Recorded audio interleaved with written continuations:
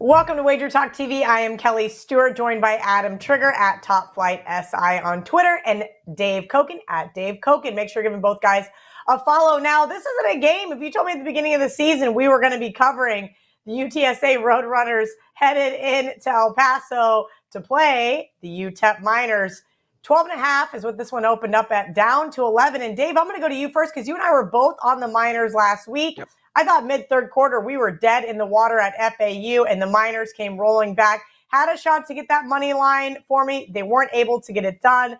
They are going to be on my money line parlay this week. I want to know your thoughts, though, before I pull the trigger. Well, I mean, I've liked this UTEP team for a little while now, and was happy to cash the ticket last week with Florida Atlantic. They actually should have been in really good shape in that game. I can't remember exactly what took place. I was watching it, but I've forgotten. But it did look like they were on the verge of getting blown out in the second half. And then they put it together late, got 2 late scores, get it down to 3 points. Easy cover, as it turns out, and just missed getting the upset. I think this is a lot tougher matchup for them, though. Texas San Antonio does the same things that UTEP likes to do, only they do them better. UTEP is a ground game-oriented team. They don't throw it particularly well. They want to run the ball and stop the run.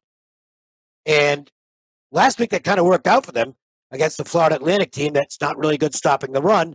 They were able to play some ball control. I don't know if they can do that here. Roadrunners are very good against the run, and they've got the better offense as well. But UTEP is still not getting a lot of respect from the betting market. And as a result, line came pretty high in this game. It's been bet down a little bit, and I'm not surprised at that based on the way UTEP's performed so far this season. I think they can hang in and give San Antonio a ball game. I don't think they can win the game. But as far as the spread's concerned, I would lean to taking the Miners plus the points. Yeah, I've already taken the Miners plus the 11, Adam, and that is because of their defense. Now, while last week they showed a couple of mishaps on defense, their special teams was able to come in there, and head coach Dana Demmel, I think, learned a little bit of that from Mr. Bill Snyder. That being said, UTSA, I stepped in front of this team a couple of weeks ago at Louisiana Tech, and they got absolutely clobbered. Do you think I'm making a mistake here? No, I mean, you guys both nailed UTEP last week, and I think you're both on the right side this week. Kelly, you mentioned their defense. UTEP only allows 20.4 points per game. That's pretty good, and they're going to need that defense to step up to cover against Texas San Antonio. I really wanted to find a way to get to the window with UTEP here. But Texas San Antonio, like Dave said, is definitely a step up. And this team just doesn't do anything bad. I mean, they're great offensively. They're great defensively. Frank Harris is an awesome quarterback and a great player.